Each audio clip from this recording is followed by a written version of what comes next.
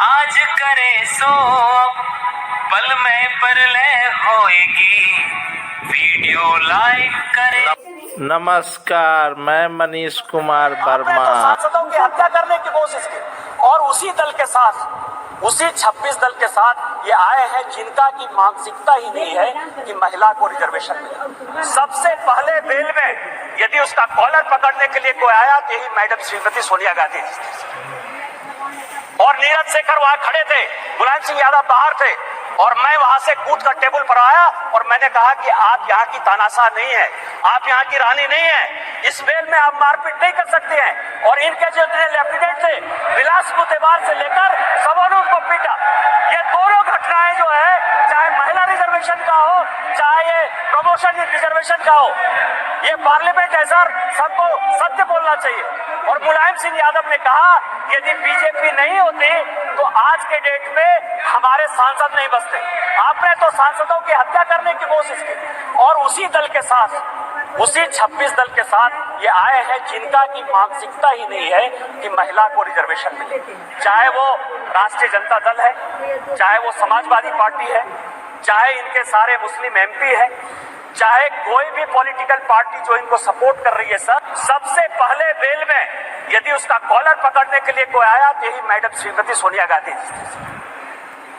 और नीरज शेखर वहां खड़े थे, मुलायम सिंह यादव बाहर थे और मैं वहां से कूद कर टेबल पर आया और मैंने कहा कि आप यहाँ की तानाशाह नहीं है, आप यहाँ की रानी नहीं है, इस बेल में आप मारपीट नहीं कर सकते हैं। और इनके जो लेफ्टिनेंट थे विलास मुतेबार से लेकर सबों ने उनको पीटा।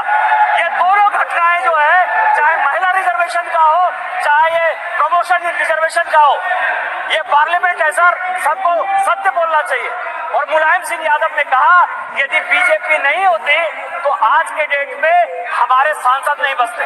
आपने तो सांसदों की हत्या करने की कोशिश की और उसी दल के साथ, उसी 26 दल के साथ ये आए हैं जिनका की मानसिकता ही नहीं है कि महिला को रिजर्वेशन मिले। चाहे वो राष्ट्रीय जनता दल है, चाहे वो समाजवादी पार्टी है, चाहे इनके सारे मुस्लिम एमपी है, चाहे कोई भी पॉलिटिकल पार्टी जो इनको सपोर्ट कर रही है सर, सबसे पहले बेल में यदि उसका कॉलर पकड़ने के लिए कोई आया तो यही मैडम श्रीमती सोनिया गांधी कि हम ऐसा करने जा रहे हैं। तो उन्होंने मुझे प्रेम के भाव से कहा, नितिन आपको कौन पैसा देगा।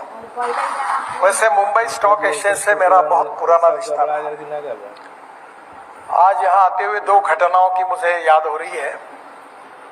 पहली घटना ये थी जब मैं मुंबई में मंत्री था 97 में, तब ये महाराष्ट्र राज्य MSRDC state road transport corporation की स्थापना मैंने की थी और मैं और हमारे MD RC सिन्हा यहाँ इन्वेस्टमेंट मिलाने के लिए इसी स्टॉक एक्सचेंज में आए थे।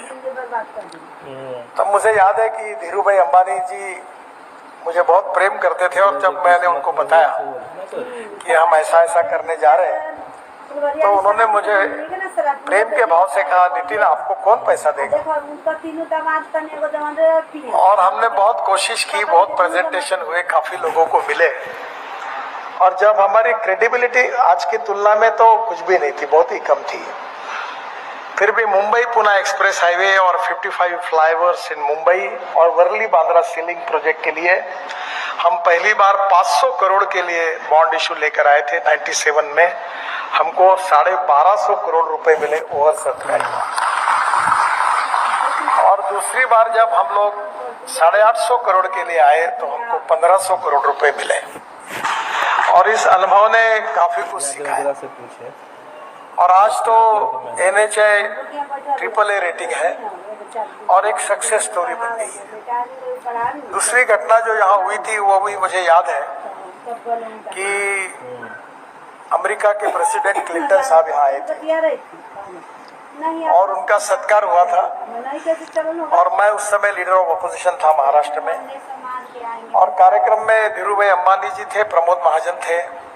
बहुत अच्छा सिलेक्टेड कार्यक्रम यहाँ हुआ था और कार्यक्रम के बाद धीरू भाई अंबानी ने मुझे आवाज देकर बुलाया और अंदर रूम में क्लिंटन साहब के साथ लेके गए और उन्होंने मेरा परिचय करके दिया और उनको कहा कि आप जब एयरपोर्ट से आ रहे थे जितने फ्लाईओवर बने हैं इस हमारे लड़के ने बनाए। तो मुझे उनका काफी प्रेम मिला। और एक बात ये भी याद आई, न्यूज सत्य, संघर्ष और अपना ज्ञान बढ़ाने के लिए MSJP न्यूज एक बार अवश्य देखें। अपना राय कमेंट बॉक्स पर अवश्य भेजें। जय हिंद, भारत माता की जय।